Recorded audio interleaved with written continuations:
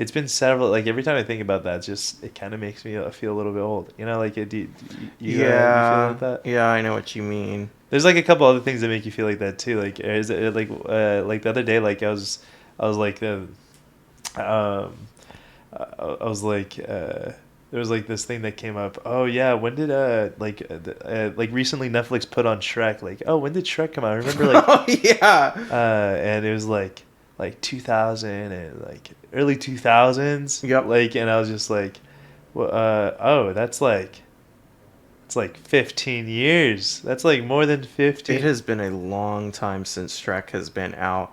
But you know what? Like the Shrek movies, they hold up. They're still pretty good. I think the only Shrek movie that has ever been and will always be unwatchable is the third one. Oh, is that the one with the Piper guy, like the Never After? He like No, that's the fourth one. The uh one it's the one where fucking he has that stupid boy with him who's gonna be king because he doesn't want to be king or whatever, and like Oh, are you talking about Arthur? King yeah, Arthur? yeah, he was such a little. Honestly, I did not like that guy. It's just such a terrible plot line compared to the first two. It was so bad. Yeah, they definitely like kind of had a like they had that huge ending with like the Frog King. You know, like what were we gonna do? Like that was like the biggest thing of like the like leading up to that. Like everything was pretty big, so it's kind of hard to kind of go from that.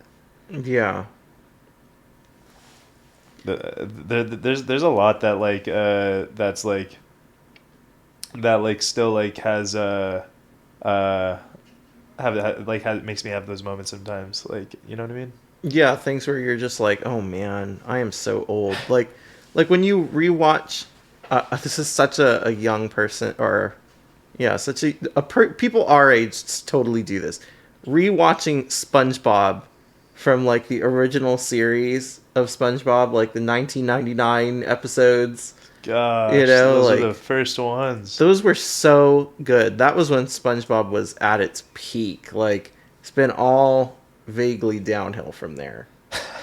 Like obviously I haven't checked it out since like elementary school, but like it's definitely my cousins were actually my cousins' parents didn't allow them like when we were younger and stuff like their like the parents were like, oh, you're not watching SpongeBob, and like that makes you dumb.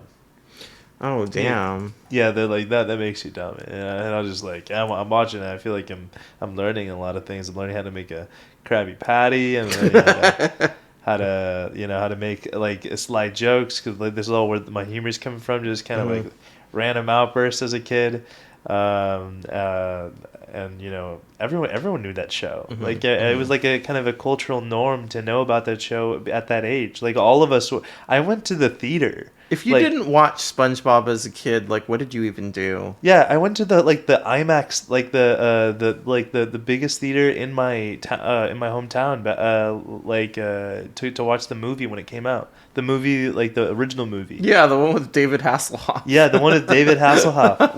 We all went out there. That was the best time. Like I remember, like we were all excited. We all had like it was as the Spider-Man movie did for me like recently. That's how I felt.